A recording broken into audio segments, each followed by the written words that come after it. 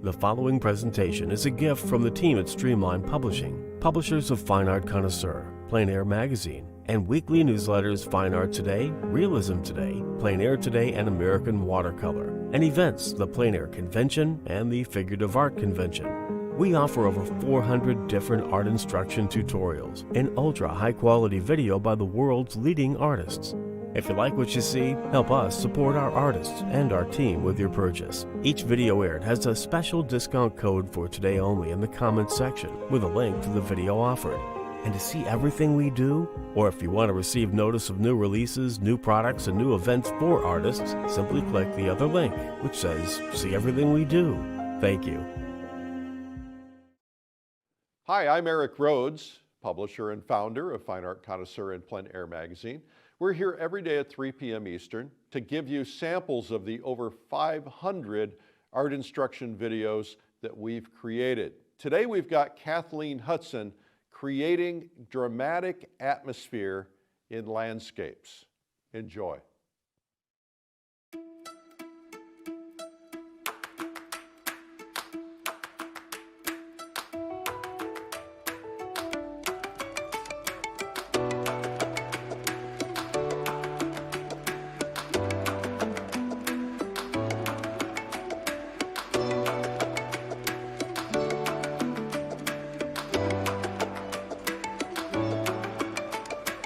Hello, I'm Kathleen Hudson. Thank you for joining today. Today we'll be looking at atmosphere in the landscape. I'll be doing a demonstration based on a plein air study and some photo reference I took when I was at the Plein Air Convention in San Diego earlier this year. So it's a painting of the California coastline. We'll look at light, at the waves, at ways of infusing your paintings with atmosphere. I've always been drawn to painting moments of rare, otherworldly beauty. And for me, those moments are usually signified by dramatic atmospheric effects, by storms, by light hitting water. And those are things that compel me to paint because they also compel me to stop and look when I come across a scene like that. The key to capturing dramatic atmospherics is to remember that you're not painting the objects that you see in the landscape, you're painting the air between you and the subject of your landscape. Monet put it really well. He said that when he paints, the subject of the actual landscape is secondary. What he painted was what lies between the landscape and himself. So that's something I really try to take to heart when I paint. I think about the air in between. I'm not looking at a distant tree or a mountain. I'm thinking about all of the space between and how the light shifts and affects that atmosphere. One of the best things that you can do to improve your landscape painting is to go outside and observe atmospheric movement. You can do that by bringing your sketchbook, you can take photos. Better yet, bring your plein air paints and do a study on site. But really, you don't have to do any of those things. The one thing you can do, you can just go outside and give yourself the space to observe atmospheric movement in the landscape. You can also travel. I find that when I go to a new place, I'm automatically compelled to look for light, look for different weather patterns. Because every region has markedly different atmosphere and weather patterns. And so, it's always new when you travel to a new place. Now I'll go ahead and show you some plein air studies I've done in different locations, and I'll go through some of my thought process behind each painting, and also I'll tell you a little bit about the setting for each one, so you can see how I approach different types of atmosphere. This first painting is a picture of the Moraine Valley in the Rocky Mountain National Park. I painted this during Plein Air Rockies last year, and it was right after a storm. I actually painted it sitting in the back of my rental car because it had been raining so much that's where I'd had my paint set up for the previous painting. So this was a really quick study. I probably finished it in under an hour. And my goal in this was really to observe the changes, the shifts in color temperature in the clouds. You'll notice that as clouds get nearer to the horizon, they often shift warmer on the highlights, where the sun is hitting them.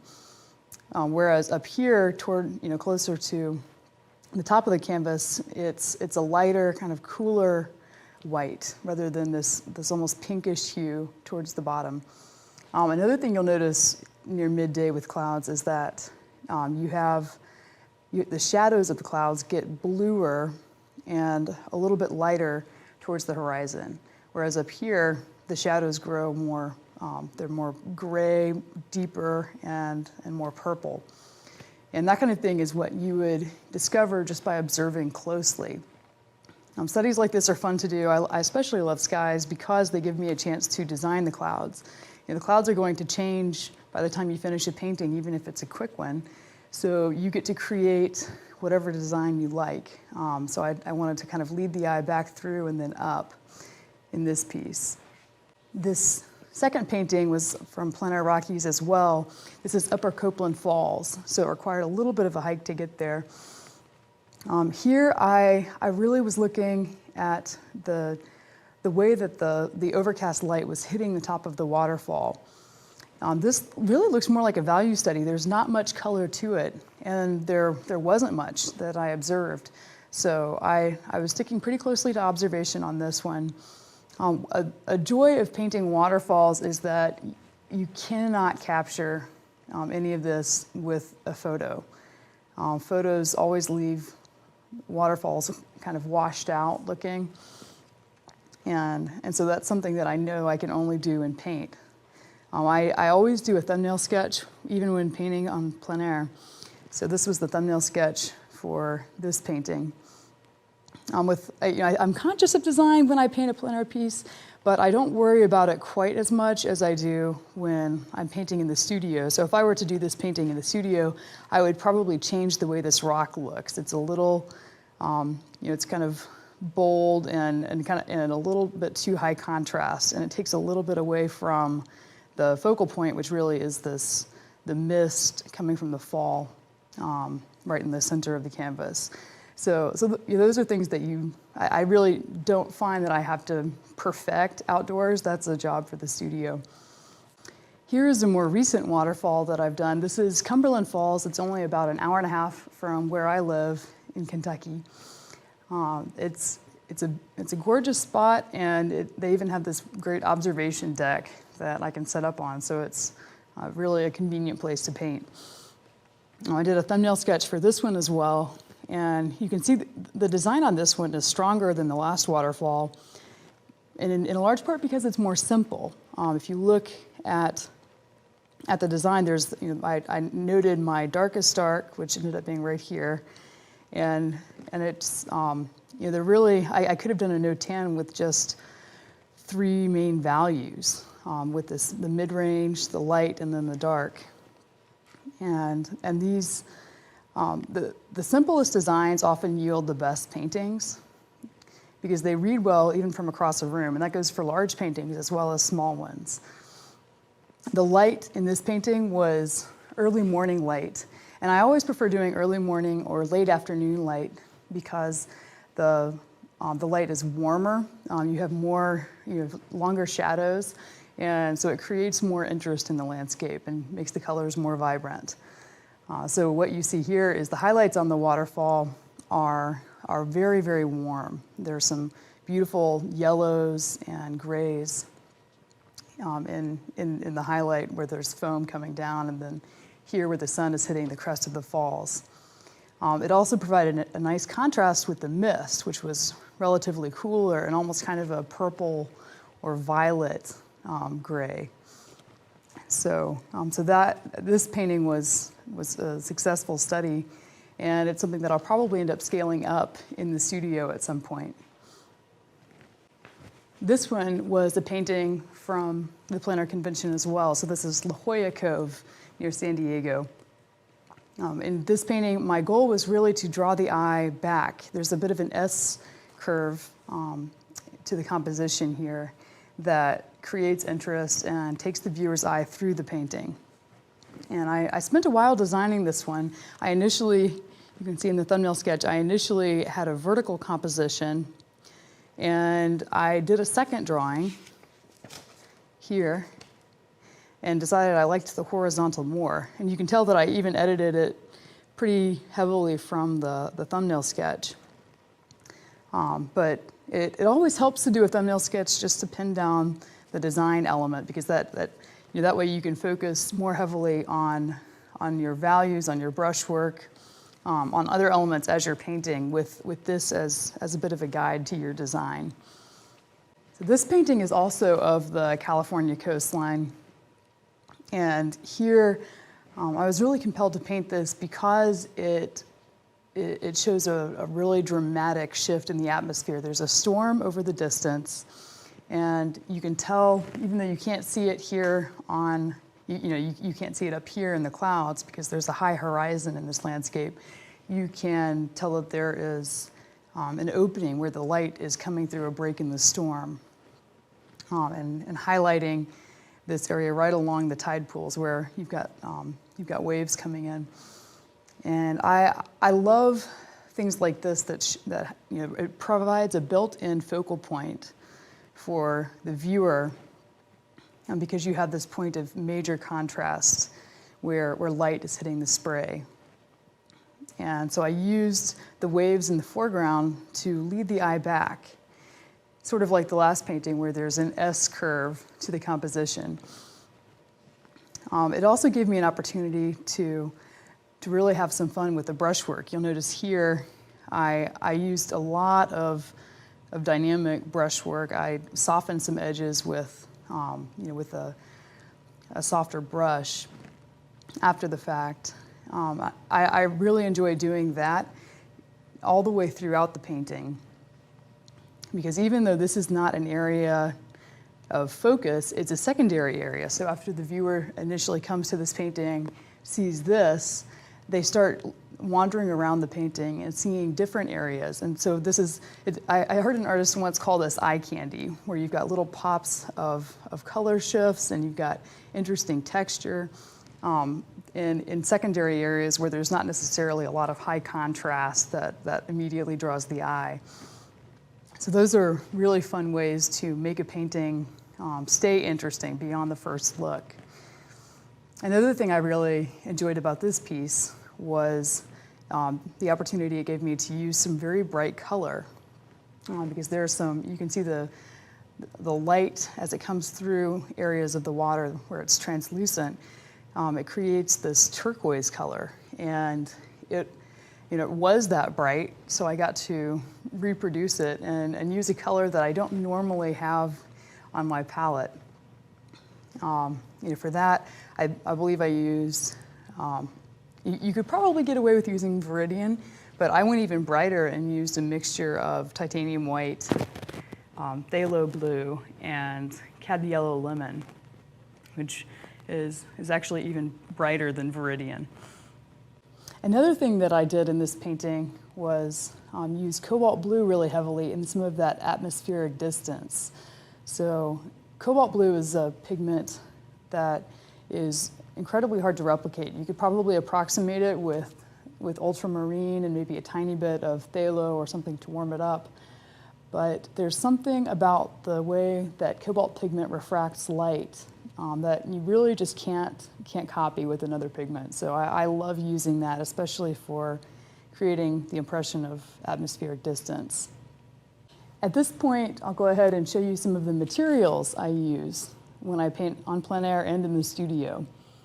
First, for paints, I use Michael Harding paint. I love the pigment load and the consistency. It has a really buttery consistency, so I can use it right out of the tube when I'm painting plein air. I actually don't even have to use any kind of medium with it. The pigment load also means that the colors are really, really pure and powerful, so a little bit goes a long way. You'll notice I use a lot of synthetic, transparent colors. Some of my favorites you'll see here. The first is cadmium yellow lemon, and it's a really, really bright, opaque cadmium. And with that and then Indian yellow, which is a transparent synthetic color, I can mix almost any green thanks to the number of blues that I have.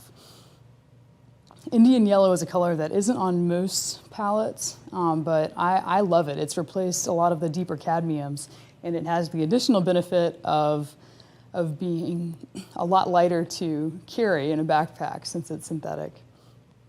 Here I have cadmium red, which I use interchangeably with cadmium red light. Here I have magenta, which is another synthetic color from Michael Harding. This one is a really pure tint that is transparent and very powerful. So I actually was able to get by using just a sample tube of it for the first year I had it on my palette. The next color is alizarin crimson, and that one I don't strictly need along with magenta, but I love using it when I'm mixing darker neutrals.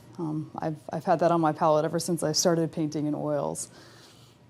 The next color is transparent red oxide. This is the similar hue to burnt sienna, but it's transparent, and so it works well for mixing really dark colors. You can mix almost a black with this and ultramarine blue. The next three colors are more convenience colors for me. I keep them separate on my palette because they do dry a little more quickly than the rest of my palette. The first is raw umber, which is it's a good all-purpose color for creating darks. I use it when I'm painting water. I use it for rocks. It's heavily transparent, so and it doesn't have a very strong tinting power. So you can create some interesting effects by painting with raw umber into into an existing area that's wet and opaque. The next color is yellow ochre. I can mix this using Indian yellow and some of the other colors on my palette, but it's wonderful to have this opaque earth color when I'm mixing greens or really painting a number of things, because this color occurs often in nature. The last of my convenience colors is Michael Harding's neutral gray. So this is right in the middle of the value scale, and it is, as it is called, it's neutral. So it doesn't really tilt warm or cool. I love having a premixed gray on my palette because it saves a lot of time when I'm mixing color. This is especially helpful outdoors when I'm painting plein air. It also helps me control my value range, because sometimes when I'm painting plein air or in the studio, my light quality can be different. I've noticed this especially if I travel west. The ambient light is so much brighter than it is along the East Coast that the first day or two, my paintings wind up being darker than I intend. So having something like this on my palette can help me by serving as a reference point for my values in my painting. Here is Gamblin's solvent-free gel. That's the only medium I use, and I don't always use it, but it is it's wonderful to kind of extend colors to make them more fluid if they start to dry up on my palette. I use it a lot more plein air than I do in the studio. I found that it has the benefit of staying wet on my palette for a while, and when it does dry, it dries with kind of a thin film. It doesn't dry like glue. I found that liquid on the other hand destroys some of my plein air palettes because it dries about as hard as glue, and you have to take a razor blade to scrape it off. Over here I have Phthalo Blue Lake. This is a powerful color, so you have to be careful using it, but it's so strong that I love having it. I've really come to use it commonly in my painting. You can mix some beautiful greens with with phthalo blue in concert with some of the yellows that I have on my palette. I've also got cobalt blue, which, like I said, you can't quite mix using anything else. It's wonderful for creating the impression of atmosphere. Finally, I have ultramarine blue. This is probably the color I use the most on my palette after white and maybe the neutral gray. Michael Harding's ultramarine is a really bright, pure color that it stays wet on the palette for a while, which I appreciate. I haven't found another brand that has the tint that's quite as pure as this. So I really enjoyed this ultramarine blue. Finally, I've got titanium white, number 1, which is mixed with safflower oil, so it's a little bit slower drying. I like to keep my palette wet, especially if I'm painting plein air. I find that my paint can dry or start to tack up at least in half a day if I've used a white that's faster drying. So I like being able to use the same paint mixes throughout the day if I can, and this white extends the drying time of the paint. So for my thinner and my medium, I use Gamsol exclusively. And this is what it looks like. Gamsol is actually odorless. You can find odorless mineral spirits in a hardware store.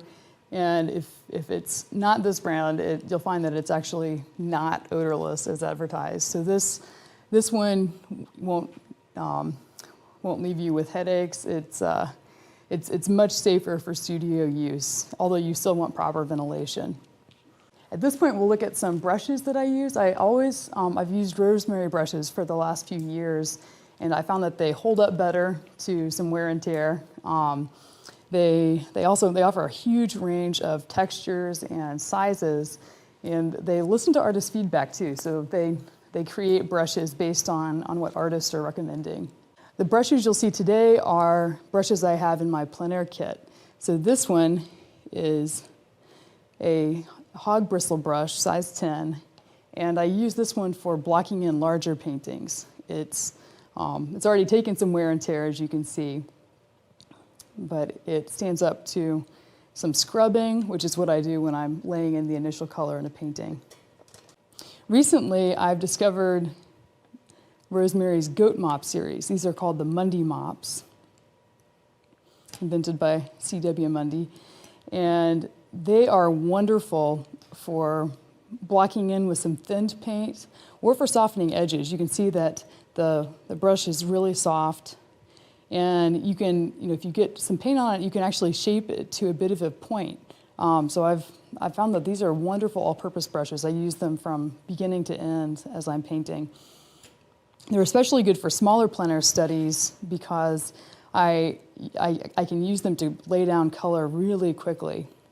They hold a whole lot of paint. So I've found that these have been some of my best friends recently when painting plein air. These flats are my workhorse brushes, both plein air and in the studio. The first one is a size 8 Ivory series curved long flat from Rosemary. The Ivory series is synthetic. It holds up really well though. So it's a little bit softer than a bristle brush, and it retains its shape better over time.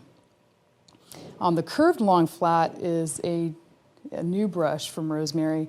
It has some of the benefits of a filbert in that the edges of the brush are softer, and they don't leave little trails of paint like flats sometimes do. But you still get the kind of bold brushwork that you would get from a flat, which I prefer for landscape painting.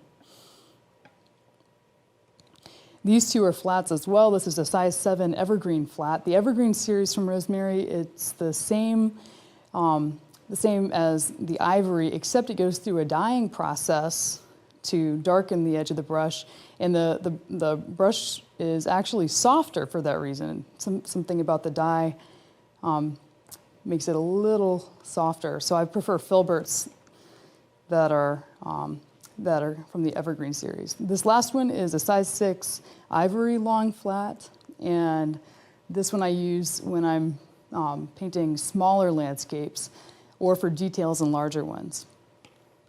These two are Ivory long filberts from Rosemary. The first one is size 6, and the next one is size 2. The size 6 I use for anything that requires a bit of a softer edge than a flat would yield. And the size 2 is great for doing details in both plein air and studio work. These two are Rosemary Master's Choice series brushes. It's a synthetic mongoose that mimics the real thing very closely. And they're wonderful for softening edges in your brushwork. So I'll often use these after I've laid down color on the canvas to just to blend one edge into another. That's something that I do towards the end of a painting, and you'll see me do that quite a lot today.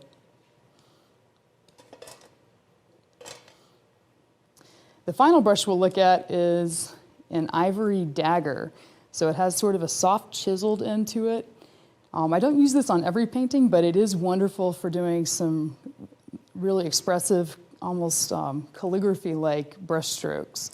So this one is great fun to use. You can also, it comes to such a small point that you can do very fine details with it. Things like tree branches or power lines. It's a wonderful multi-purpose brush.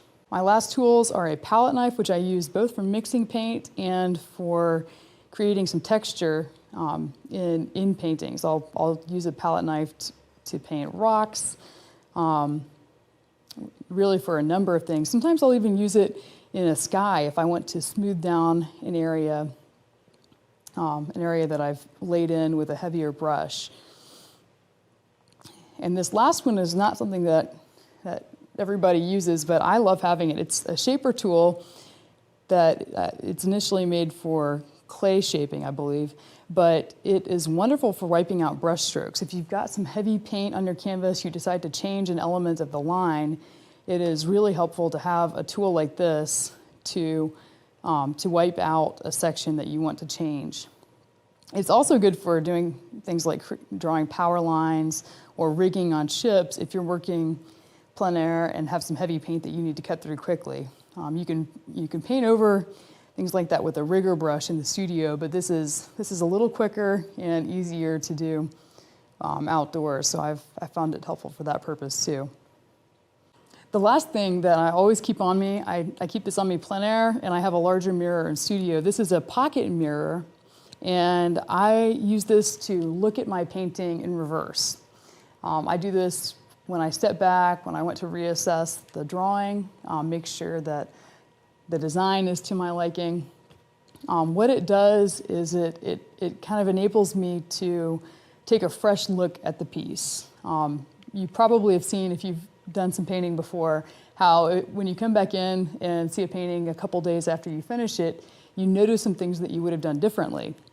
Well, this, having a mirror to look at and see the painting in reverse enables you to do that right away and see some things that for some reason, as you're painting, your eye just adjusts to what you're seeing on the canvas. And so, you need a fresh look, and that's what a mirror can provide. So you'll see me use that frequently as I'm painting the demo today. So today, the reference that I'm looking at, I have two things. I have an image of a painting that I did on plein air at this site at Point Loma, and then I also have a photo that I'll look at too. And you can see, from looking at the photo and the plein air sketch, that there are elements where the photograph extends the value range. So in a photo, you're always going to find that there are areas that are washed out, and in this case, the waves, where the light's hitting them, it looks bright white, even though it wasn't like that in person. It also creates darker darks. The photo will expand or increase the contrast from what you would see with your eye. So I have to bear that in mind as I'm painting. It's really helpful to have a plein air reference for that reason, because I can look at my plein air painting and see where there was more atmosphere. I can see where the contrast was actually less than came through in the photo. The photo, you can actually digitally manipulate a photo so that it represents better what you would have seen on that day, but even then you lose some elements. So this photo I've already edited. I've dropped down the highlights and I've increased the light and the shadows so that it compresses the value range slightly. But even then it's not perfect. So that's one reason it's really helpful to get outside and do studies from life. So what I've already done in this photo is I've edited the image to compress the value range. So I adjust the highlights downwards, and I adjust the shadows to be lighter, and so that it better represents what I would have seen in real life. But as I look at the painting, I can see that even with my adjustment of that photo, it doesn't quite align with what I saw when I was painting that day. So that's something to be mindful of when you're painting from photographs. The photo will never perfectly represent what your eye can see. And so you want to be mindful, especially of how a photo will extend the value range. By adding white where there really would have been different shades of gray, different color, and by making shadows black, where really you would see some interesting rich color variation in the shadows. So you can see in the painting, I've got some warm shadows with a lot of color variation. And there are cool shadows here with some warm elements. The cool shadows, this is where you've got a shadow that has no sunlight hitting it, and it's reflecting a little bit of the blue sky. Down here, it's warmer where the rocks bend downwards and pick up some of the reflected light where the sun is hitting these warm rocks down below. So these are things that I think about often when I paint. You'll see it if you look closely at the subject of your painting outside, but there are lots of different color temperature shifts in the shadows. And you want to go ahead and emphasize those. I punch them up. I make them even bolder than they might be in real life because I love creating interest in the shadows. So I've already done the thumbnail sketch for the demonstration I'll do today. This is pretty clearly based on the original painting that I did and the photograph I took. I've changed a little bit of the elements of design down here towards the right-hand corner of the painting. I've been really mindful here of keeping the design fairly simple. And there's a lot going on in the rocks, and I'll put some of those shadows in, but I want to keep the underlying structure simple. The strongest designs and the most simple designs will yield the best paintings. And that's something that I've learned from doing lots of different thumbnail studies and lots of different painting starts. So that's something that I'm mindful of as I lay in my initial wash. You'll see that I've created a grid, just a quick one, right on top of the thumbnail sketch. If I were painting in the studio, I might even do a more detailed grid if I were scaling up larger, or if I were painting a painting that had architectural elements or things that required some more careful drawing. Since this is these are rocks, waves, things that don't have to be perfectly exact. I can get away with doing a smaller grid and just making sure that my elements are where I intended them to be. So with that, let's get started with our initial wash, and I'll show you how I begin a painting.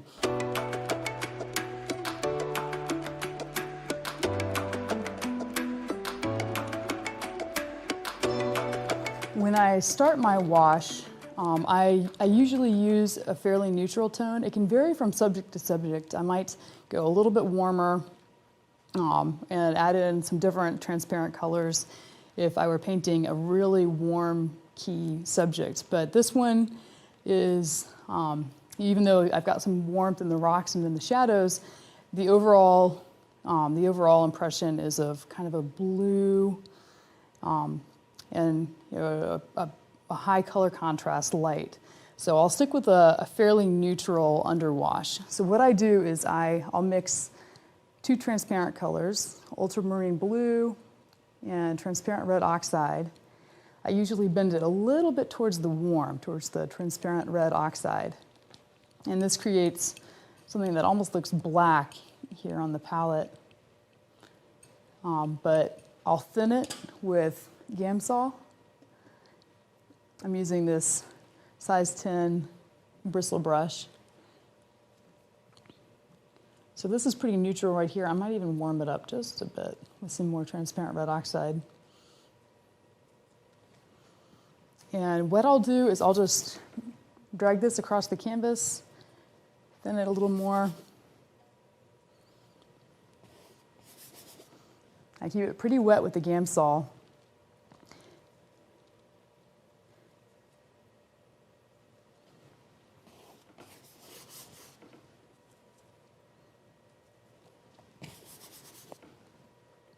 And then I take one of these blue shop towels and wipe it across the canvas. And what this does is it takes the value of the canvas down just a notch or two. And you hear artists referring to this as killing the white. So what it means is that my darker values, as I'm creating this, my drawing or underpainting, they won't look so stark against a white background.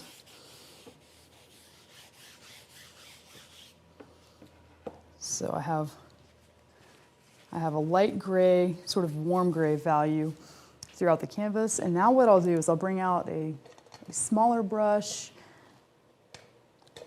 Go ahead and stick with this ivory flat.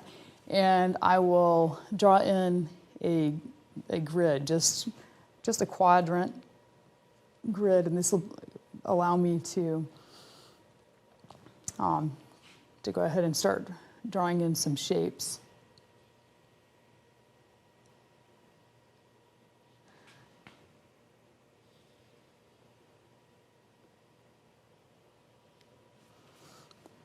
It doesn't have to be perfect, although if you want to do it with a pencil and a ruler in the studio, you can certainly make it more perfect.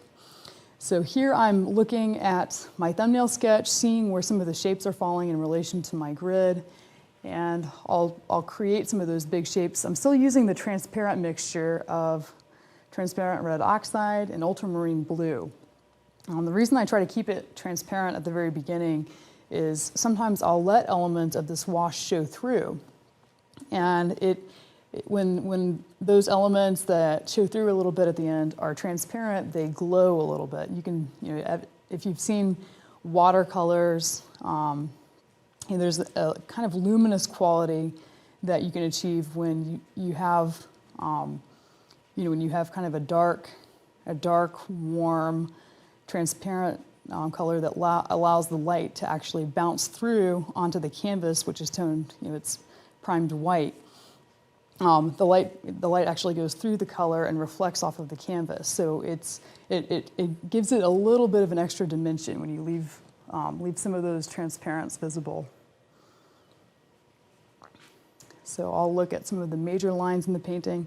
You can see that over here, as this rock comes up, it crosses the grid right about halfway between the middle of the canvas and the side. So I'll go ahead and put that line in. And then it comes down to it's a little under halfway to the bottom between the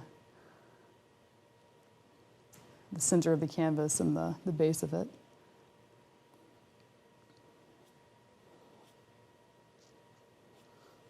And I always use an oil primed canvas. This is Centurion's double oil primed linen.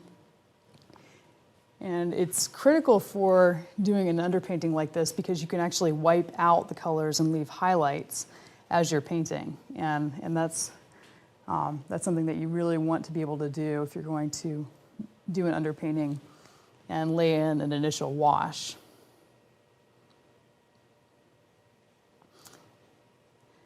Some other brands make wonderful canvas too. Raymar does an Art Fix linen that they sell as their L64 line, and that's a real joy to use. So is New Tradition's L600. It's also sort of a fine surface linen. It's something that a lot of portrait artists use, but I like a finer surface for landscape as well, so I use that regularly.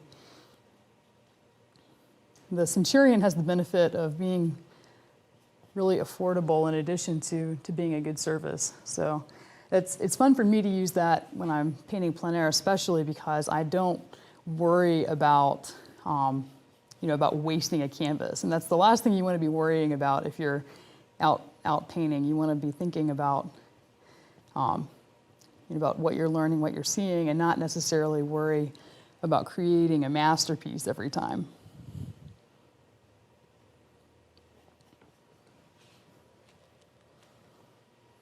So I'm creating just these big shapes. I'm thinking of the big picture when I'm working at this stage.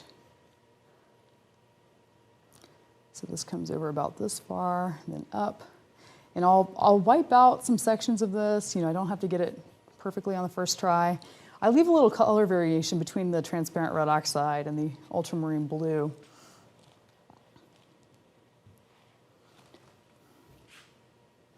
So it goes almost to black right here. And this is going to be a slightly cooler shadow. It stays pretty dark down here.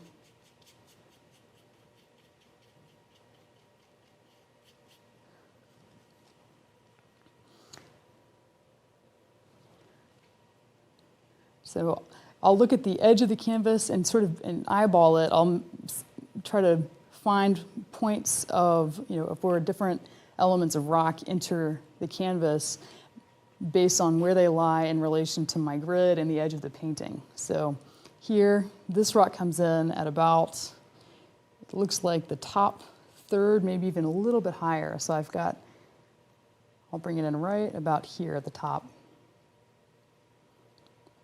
And it slopes down a little bit more steeply at first, and then it evens out to a more gentle slope. And then it comes to a point right about there.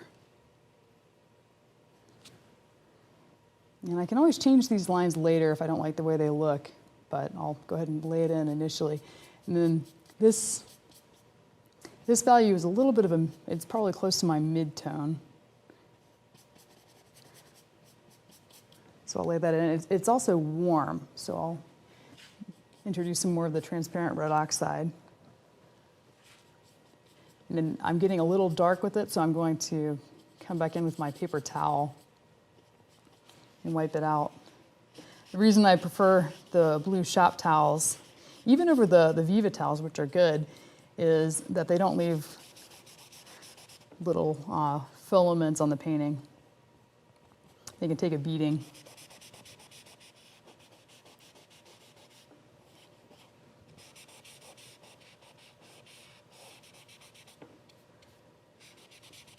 I use the paper towel almost as much as I use the brush in this initial stage of the process.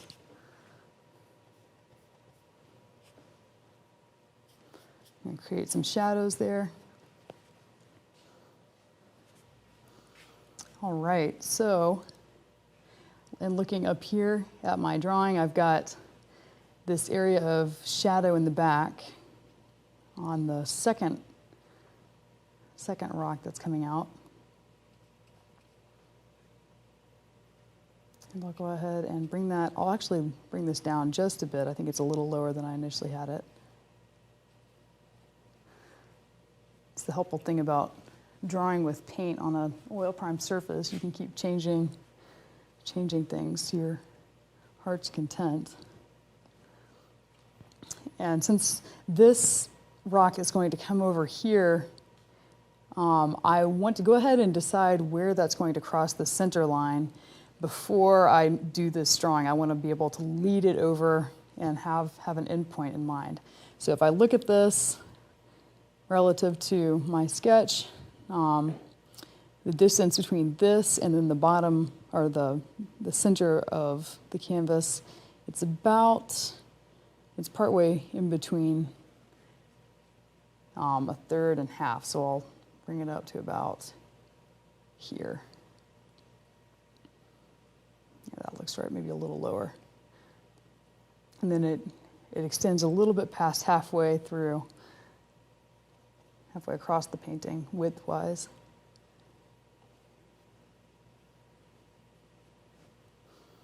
There's some interest in kind of swooping movement to the line of that rock. So I'll try to indicate that even from the very beginning.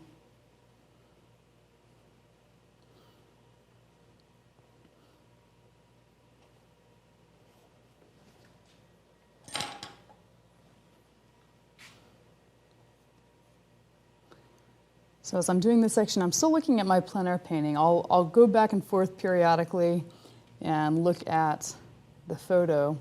I'll actually take a look at it right now.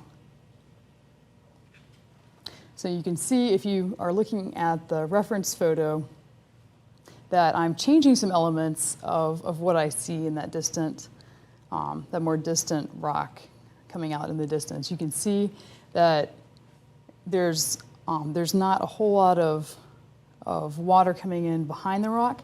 Now that's because this photo I actually took partway through the painting process, and when I done my initial drawing for the plein air study, the tide was a little bit higher, so there was actually more water visible. I liked that, so I ended up keeping the water higher in my painting throughout the day, even as the tide went out. So that explains some of the difference there. I've also editorialized a little bit. I've brought one of the rocks in this rock right here. I brought it down and angled it a little bit more, and that's just because I liked the way it looks better. That's a joy of painting as opposed to using, to just trying to capture a scene with photography, is that you can use artistic license when you're creating a scene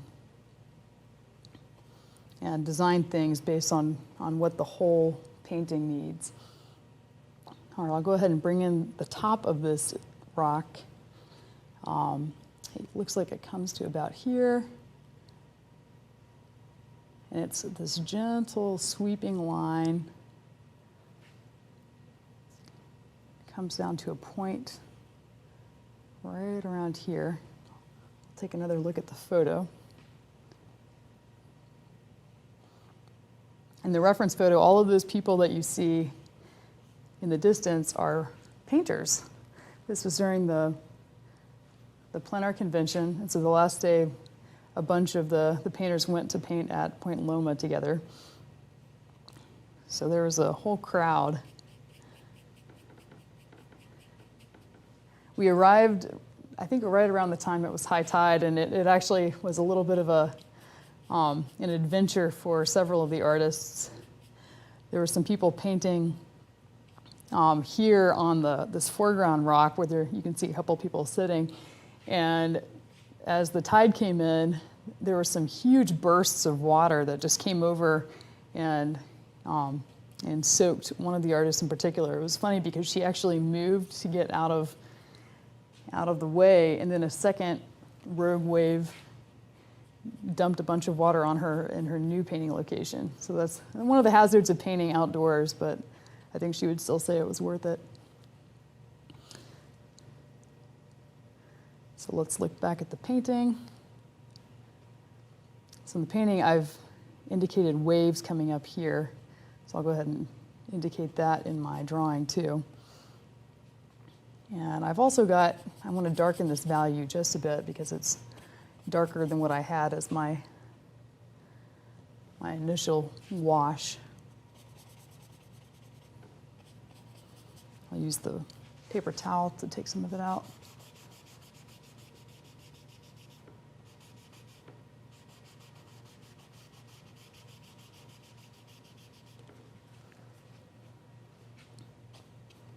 And then I'll pull some of this dark down into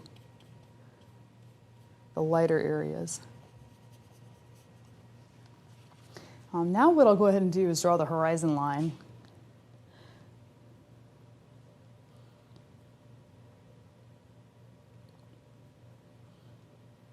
So it might be a little bit bluer because I'm going to wind up painting this blue with the water. So the horizon line comes up behind these rocks. It's a really high horizon. That's a decision that I actually make pretty frequently.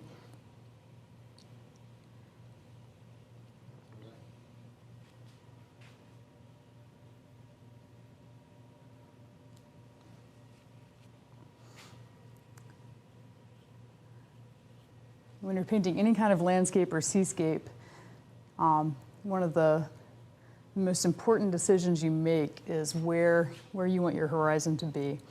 Do you want to emphasize the sky, or do you want to emphasize the drama more in the foreground?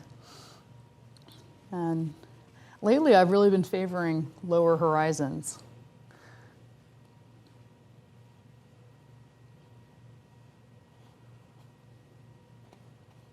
I think the tendency is to put the horizon somewhere in the third, the top third of the painting, or the bottom third, depending on whether it's sky heavy or more foreground heavy. And I actually prefer bumping the horizon up. This is not even, or it's higher than the top fourth of the painting. This is probably more like the top eighth. And I also like doing lower horizons and bumping it down further to make it more, to emphasize the sky more greatly. And I think the reason I like these more extreme horizon lines is that it yields a traditional subject a more contemporary or modern look. It's probably something that my eye is just attracted to based on interesting photos I've seen, and I love seeing some more experimental, simple designs in landscapes. So that's just, it's an aesthetic thing, and you may like it, you may not, but I find myself drawn to it. I'll go ahead and indicate where the sea comes across. And one thing I'll do here, this value, you'll notice, is actually almost the same as the top of the rock the sea comes in. So I'll leave it like that. And I'll wipe some of this down because I don't want this color coming through heavily when I lay on paint, because that blue is going to be a fairly pure blue. I don't want this falling down on me. Go ahead and drop this. So you can see I'm changing the wave structure a little bit from my plein air study based on one of the photographs. So I'll have a wave coming in here near the top and hitting this distant rock.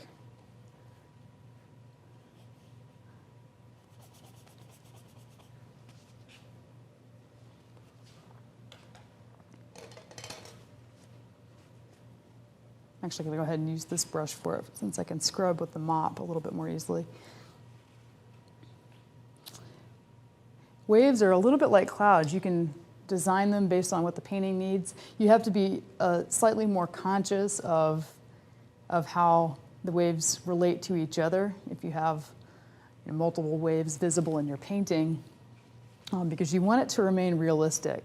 It wouldn't look realistic if I had two waves coming right on top of each other and then a pause.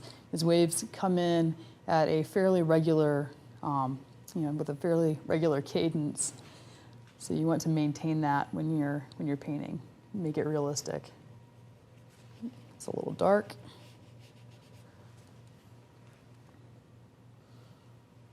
So I'll do my drawing for the waves with a little bit more of the ultramarine blue. I'm still just using ultramarine blue and transparent red oxide for my drawing. So what I'll do as soon as I finish designing my waves is I will come back and get some Gamsol on my paper towel, and then I'll wipe out some of the highlights where there are waves coming in.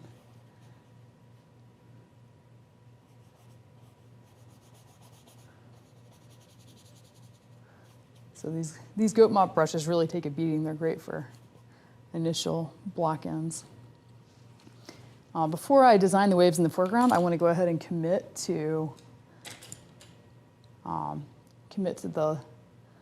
the drawing on these lower rocks. Now in the photo, you can see the secondary, or this rock here in the foreground, comes out at a really sharp angle. It kind of angles up almost like that.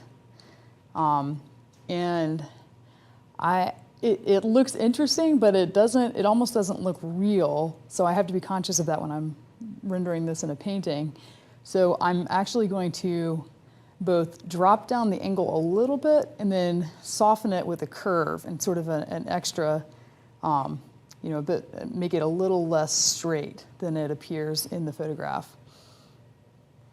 You can see I've already done that with the plein air study. So I'll just do the same thing with this and keep that consistent. I'll bring this down. I realize I want to bump this up just a little bit. I'll do that and then bring this down here. So this, I can see that this crosses the center line of my little grid here. It's above the bottom third, slightly above the bottom third.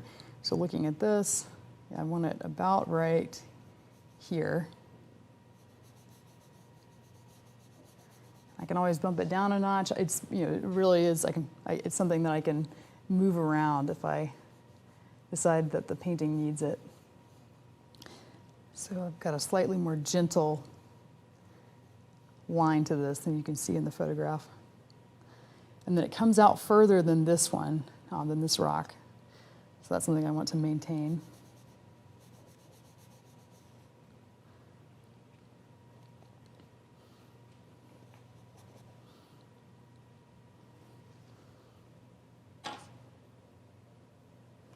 So I'm still painting all of this with, or drawing all of this with reference to my thumbnail sketch and the grid on the thumbnail sketch. So the shadow on this comes in about right here.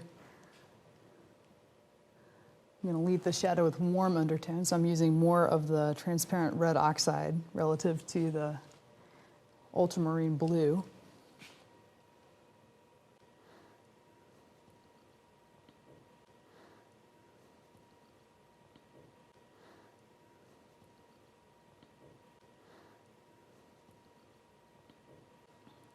So I'm creating this drawing based on my thumbnail sketch and with reference to the grid that I've drawn on the thumbnail sketch. So I'm looking at that as I make some of these decisions on where the shadow masses will be. So this comes up, kind of comes to a point right here. As I'm doing this section, I'm still looking at my painting, my plein air painting, instead of the photograph, because I like the way that this came across in the painting, so I'll maintain that. I might get a flat brush with a sharper edge just for right here at the edge of this rock.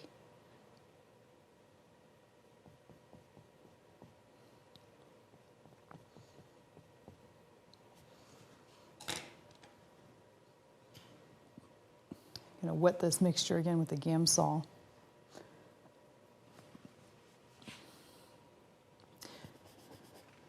And I'll actually bring some more blue into it. You'll notice that this section of rock is wet, and so it looks bluer because it's reflecting the blue sky above it. I don't have to nail that perfectly right now in the drawing, but it's something I'll be thinking about for sure when I start introducing paint more thickly. So at this point I can go ahead and start losing elements of my grid. That's no problem because I've placed things where I want them anyway.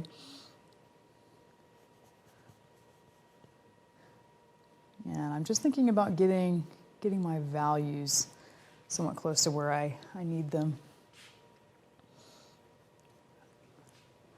And get some more of my underpainting mixture. Again, this is transparent red oxide and ultramarine blue. It makes a nice neutral. You can bend either way. So this shadow sort of comes right along the center of the canvas, the edge of this first rock. And there's a big cast shadow in the wet section. There's some tide pools. And that bends towards blue, so I'll reintroduce some of the ultramarine. And this one gets pretty dark. In the photo reference, the shadow is smaller because I took the reference a couple hours into the painting. And so I want to keep the shadow larger, mostly to keep the eye back here in this section. If that shadow were more like the photo where the sun was higher and there was less of a cast shadow under this rock, it would echo this line pretty dramatically. And I like that there's a little bit of a distinction. It kind of sweeps down because the shadow is wider. And it's also going to stay consistent with the rest of the painting because I went ahead and I committed to the light and the shadows cast from about the time that I started the painting. And I tried to stay consistent with that. When you're plein air painting, you'll be tempted to chase the light, to keep trying to adjust your painting based on how the light is changing in a given place. And it's best to fight that and just go ahead and pick one light and commit to that. Because if you chase the light, you're going to wind up with lighting that's inconsistent.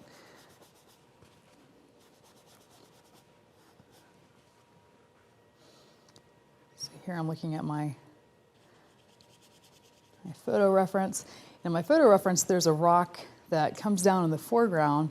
I've taken that out because I didn't have it in my plein air painting, and I think it would take away from the overall composition to have a big mass down here that's as light as this, the rock here that's also caught in the sunlight. Now that's a decision I could change later if I finish this section and think that I could actually bracket the painting by having a lighter mass down on this side. I could paint that in. So these are decisions I can make as I'm going through the process.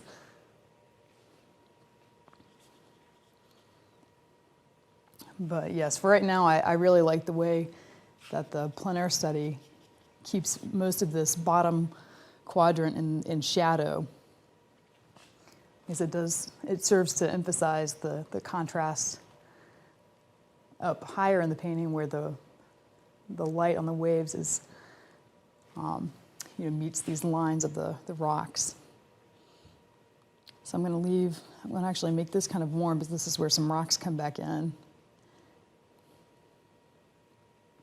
And then there's kind of a bigger rock here.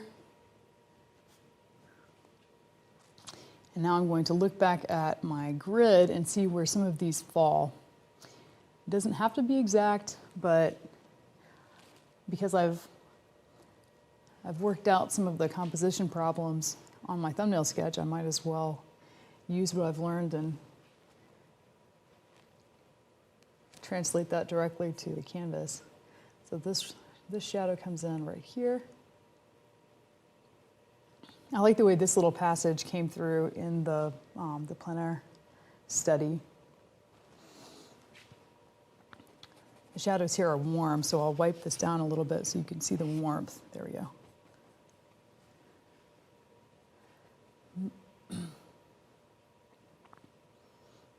This is where a wave had just come over the edge of this rock and dumped a bunch of water right there.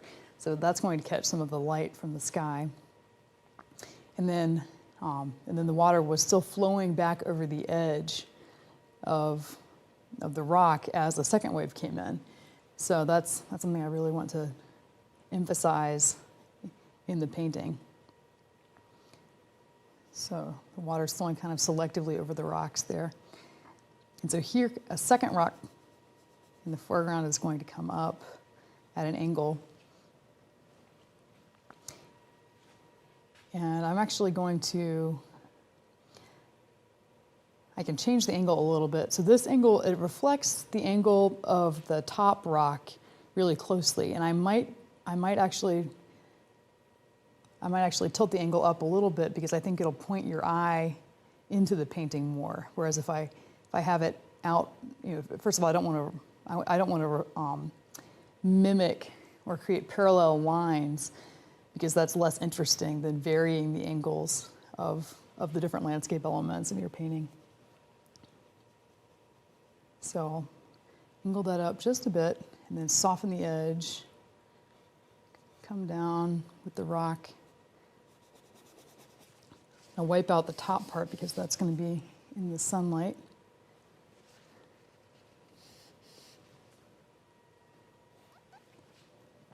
Then I have a shadow coming in, right, it comes almost to the center. I'm able to scrub with these brushes, which is very handy. And I'll angle it like this, just to make it different from the one up there. So here's an interesting feature. I didn't have this in the plein air sketch, but I reintroduced it from the photo.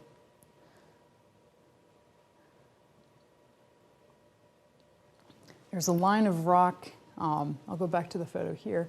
There's a line of rock that curves around right here in the foreground. And I had edited that out of the plein air sketch just by dropping it down a bit and by, by making it less pronounced, just because I wanted this to be the area of focus. But I actually like, I've changed that here in the thumbnail sketch by dropping this rock down. It's more accurate to what was there, but more importantly, I like the way that it kind of leads the eye into the painting and isn't quite as bumpy. These two bumps in the plein air painting, they echo each other maybe a little bit too much. So this is going to reduce, to eliminate that problem. And if I decide I don't like it, I can always go back and change it again.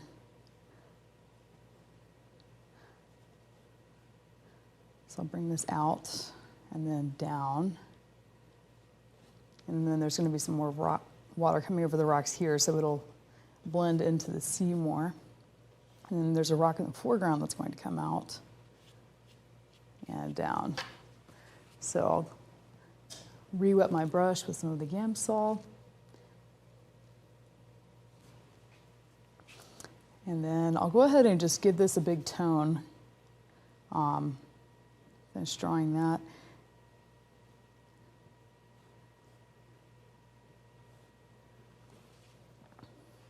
I want to darken this whole section down here because it's going to be fairly dark in the ultimate painting. I'm going to leave it warm though. You can see in the plein air study that I've really played up the warm colors in that rock in the foreground. And that serves sort of a dual purpose. You know, really it is warm in real life because the local color of the rocks, the color of the rocks independent of the light, it was actually warm and the sun was on it, so that keeps that color fairly warm. These sections of the rocks, they were also a little bit drier, so it wasn't reflecting the blue light from the sky as much as it was up here.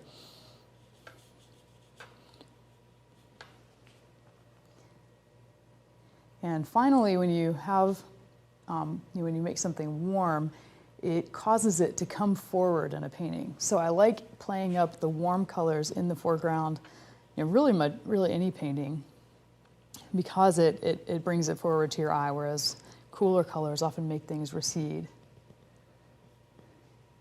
And that's one of those rules that you can certainly break. There are exceptions to the rule, but in general, the effect on your eye is that the warm colors will draw something forward and the cool colors make it recede.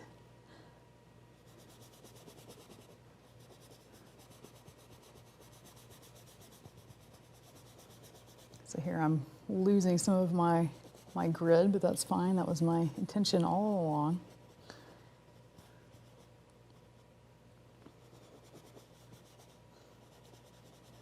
And it may not look like a whole lot yet, but I'm making decisions as I'm creating this drawing. And these decisions are going to guide the rest of my painting process, so they are important. So here's some more shadow. Here's some more shadow, and then there's some cracks where this rock meets another one. And I'm thinking about this in relation to all of the other shapes. So I don't want it to echo anything too closely. I don't want to make all of these rock shapes equivalent in size. That's something that we're tempted to do. But even if you see something like that in nature where two things are the same size, two trees or whatever else you're painting. You want to create variation because it makes it look more realistic. In nature, no two elements are truly the same, so it will look more natural if you infuse your painting with randomness. So you see in the drawing, I've got these two shapes in the rocks are very similar, and I don't want to do that here because it just doesn't look realistic. So I'll change that as I go.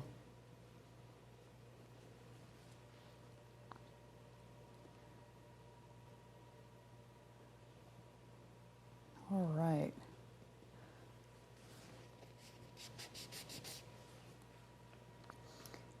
Here I'll bring in, create some more indications of rocks, and then darken this.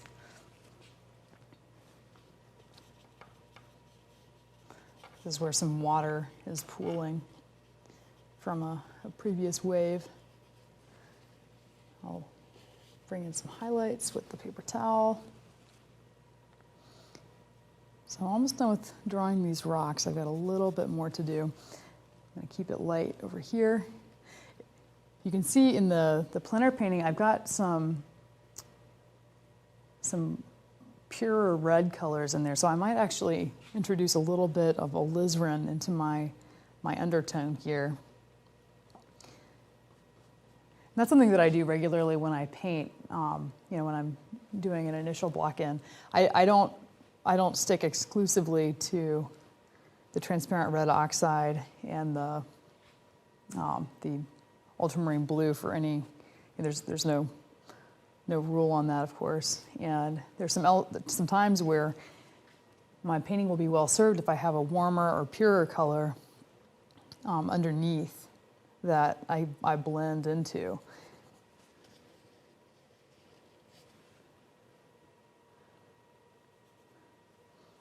So here I've got a rock coming out a little bit. And as I'm painting this, again, I'm thinking about how the design looks with the whole. I'm not rigidly adhering to this. I for the most part I have because I like the design here, but I'm still stepping back and thinking about how everything looks in relation to the whole. And so there are areas where I will deviate from the thumbnail sketch if I notice, some room for improvement. And there's always room for improvement. So let's go in and get this darker.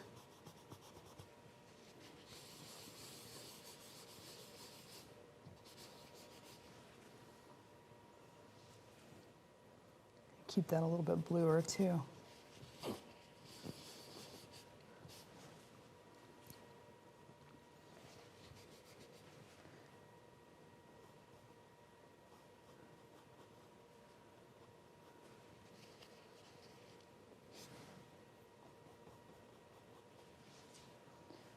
All right, this is getting pretty close to being done, at least this stage rather.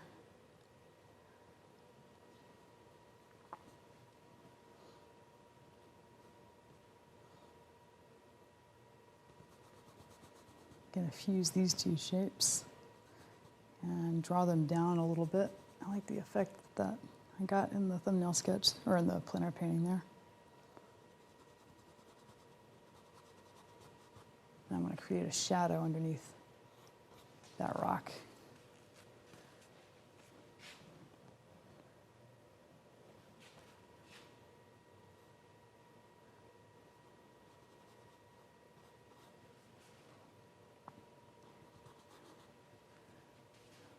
All right, so I'll take some steps back. Now is the time when I can start checking things in the mirror. And once I get the rocks to my liking, I'll go ahead and create the wave patterns. All right, one thing I'm noticing right off the bat, I bumped this down, which was intentional, But I think I did it a little bit too much because it's echoing this back rock too closely. So I'm going to draw it back up just a bit. And make sure it retains some of its dynamism. This is it's a bold shape. Then I'll go ahead and create, draw this rock down just a bit as well. So I think this shape up here there's a little too much room for the waves in this shape, so I'll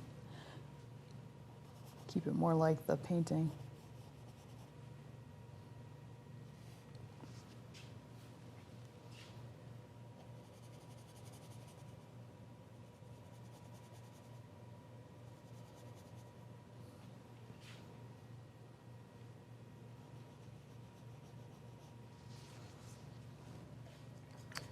Another thing I'll go ahead and do so that I can see how this will ultimately read is take a look. Well, first, let me bring up the top of this rock. I'll take a look at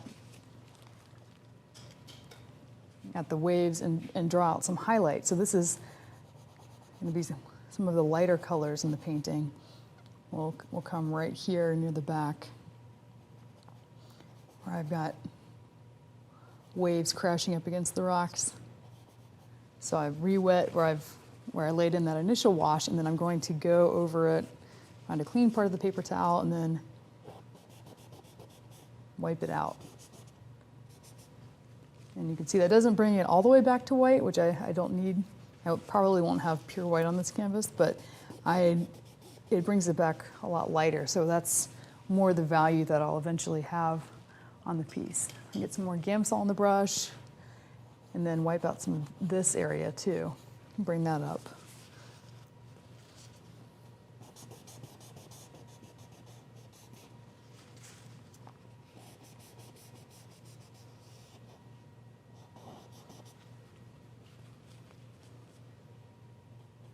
Bring some of the grays down.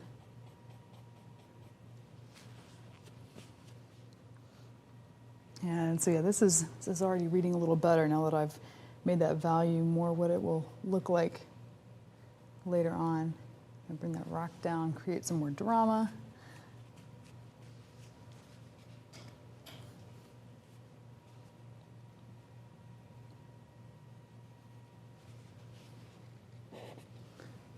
Create some space behind that rock. And then pull this down just a bit in the foreground.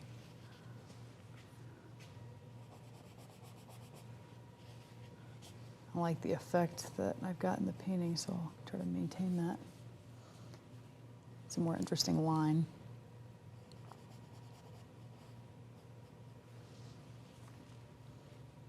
And then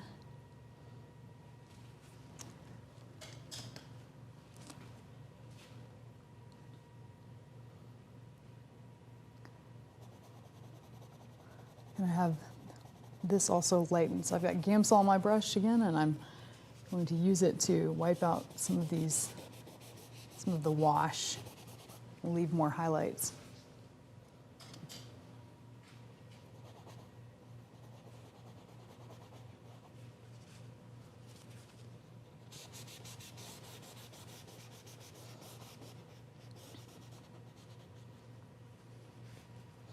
And this is going to be the most pronounced wave in the painting right here.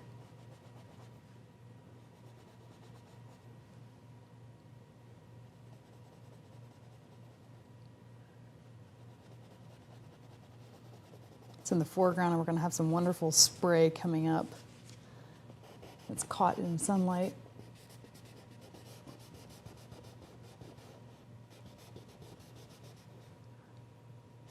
It's going to come up like that in the final piece. So what I'll do is I'll create some more highlights here, take out this edge of the quadrant, of the grid rather. And I'm going to leave some of those grays in there because I want to give the impression of waves in the foreground. If you want to study some good work with waves, take a look at Ray Roberts' work. He does a lot of paintings of the California coastline, and they're masterful.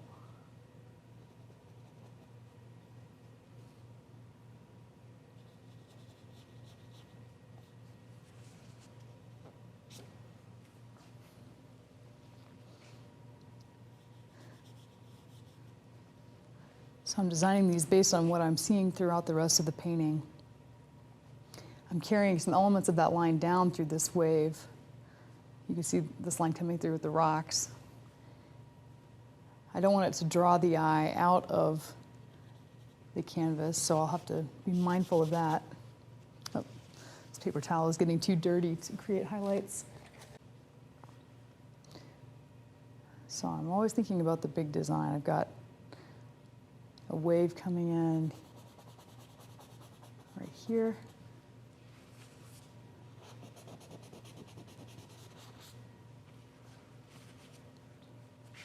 And initially I had a wave out here. You see that in one of the photos.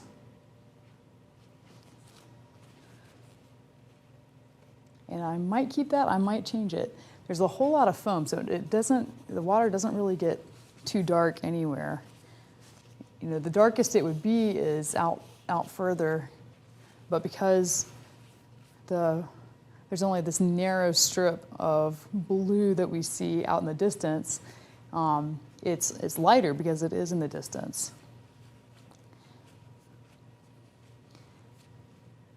That's something you can do when painting, painting oceans. If you're looking out to sea, the horizon line will almost always be lighter than than the darker places in the water near the foreground. And that's just because of atmospheric distance. There's more haze, more atmosphere in between you and the horizon line, and so it's going to end up being a little bit more blurred. I often will even blend it into the sky. You can see in the photo here, it does actually look like it blends into the sky. And so doing that the same way in the painting will give that a sense of distance. It'll make it recede.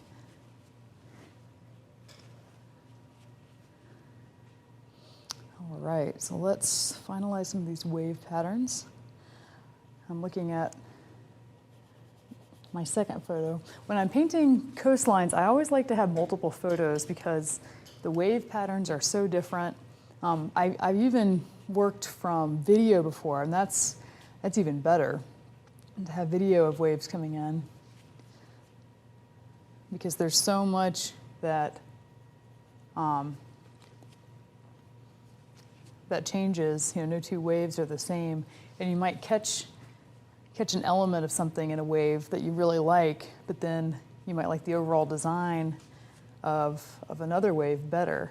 And so it's good to have lots of reference to work from so that you can pick your favorite elements and go with those.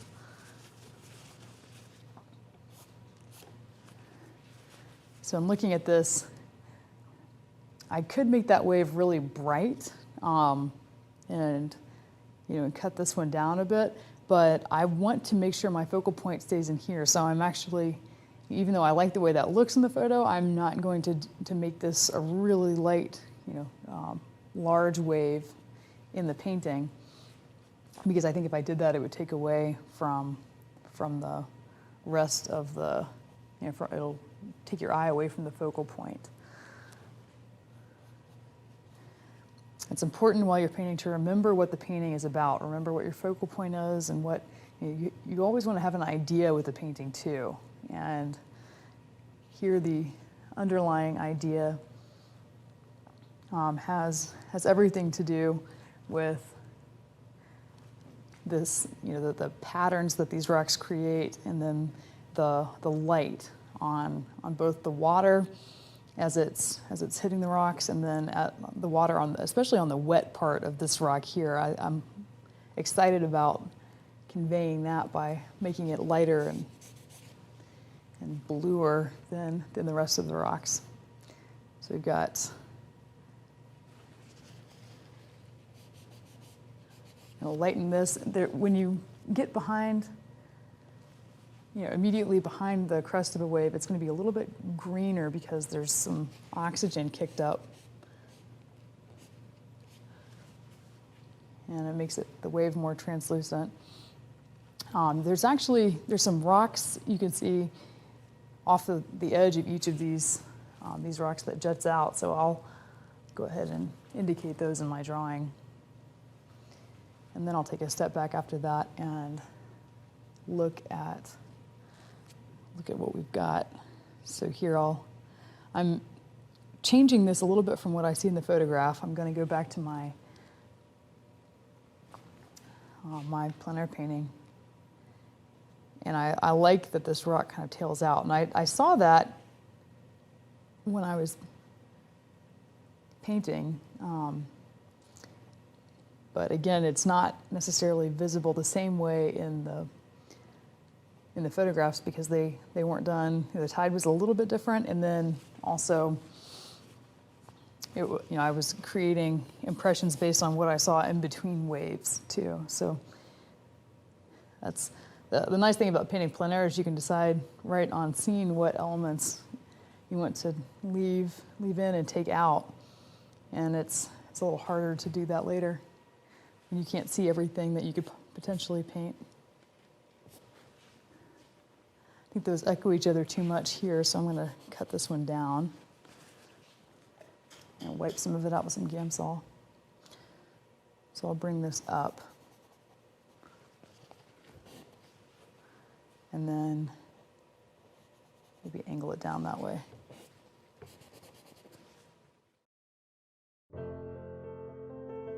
Claude Monet said, "I want to paint the air in which the bridge, the house, the boat are to be found. The beauty of the air around them. To me, the motif itself is an insignificant factor. What I want to reproduce is what lies between the motif and me." What if you could create the feel of your landscape, the air between the painter and the atmospheric effects? What lies between the subject and the painter? Have you ever gazed out at the waves crashing against a rocky seashore and wanted to capture this majestic scene through your own painting? The subtle dance of light on the rocks, the dramatic crests of the waves, the emotion and sense of wonder that you feel, the air between you and the subject. What if you were new at this, either a complete beginner or one who is seeking ways to accomplish painting skills more rapidly? One artist who can give you the technique you need to take your landscape painting skills to the next level and accomplish a lot in less time is Kathleen Hudson, an award-winning landscape painter who's been featured on the cover of Plein Air magazine and named as an artist to watch. Best of all, she's won the grand prize of the Plein Air Salon Art Competition, beating out hundreds of artists at all levels of experience. In this all-new training video, Creating Dramatic Atmosphere in Landscapes with Kathleen Hudson, you'll learn her step-by-step landscape painting process.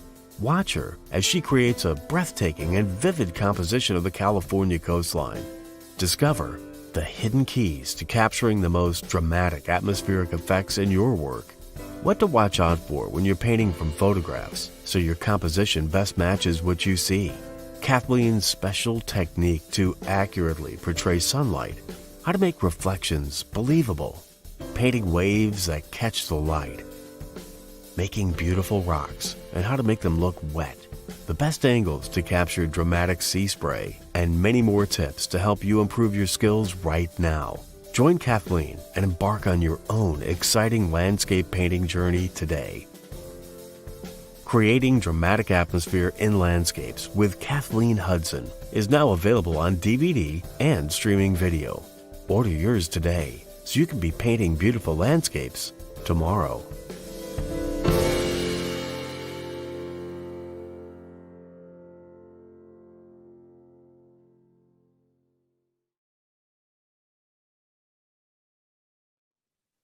Well, that is Kathleen Hudson, and the video is called Creating Dramatic Atmosphere in Landscapes. and you can learn more about that video at lilyartvideo.com. And there's a special today-only discount in the comments section. Make sure you take advantage of that. By the way, we have 97 amazing painting secrets from the world's top artists. It's a 2-hour video. We're going to give it to you for free, even though it's a $107 value. You can get it for free at 97tips.com. Thanks for watching. I'm Eric Rhodes. Claude Monet said, "I want to paint the air in which the bridge, the house, the boat are to be found. The beauty of the air around them. To me, the motif itself is an insignificant factor.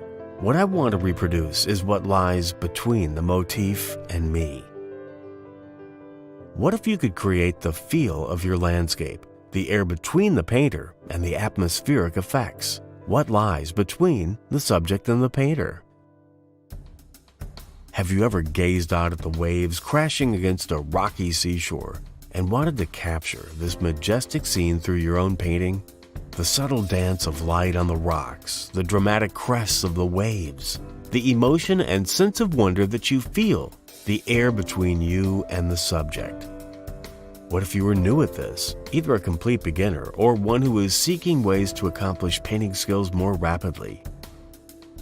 One artist who can give you the technique you need to take your landscape painting skills to the next level and accomplish a lot in less time is Kathleen Hudson, an award-winning landscape painter who's been featured on the cover of Plein magazine and named as an artist to watch. Best of all, she's won the grand prize of the Plein Salon Art Competition, beating out hundreds of artists at all levels of experience. In this all-new training video, Creating Dramatic Atmosphere in Landscapes with Kathleen Hudson, you'll learn her step-by-step landscape painting process. Watch her as she creates a breathtaking and vivid composition of the California coastline. Discover the hidden keys to capturing the most dramatic atmospheric effects in your work. What to watch out for when you're painting from photographs so your composition best matches what you see. Kathleen's special technique to accurately portray sunlight, how to make reflections believable, painting waves that catch the light, making beautiful rocks and how to make them look wet, the best angles to capture dramatic sea spray, and many more tips to help you improve your skills right now. Join Kathleen and embark on your own exciting landscape painting journey today. Creating Dramatic Atmosphere in Landscapes with Kathleen Hudson is now available on DVD and streaming video. Order yours today so you can be painting beautiful landscapes tomorrow.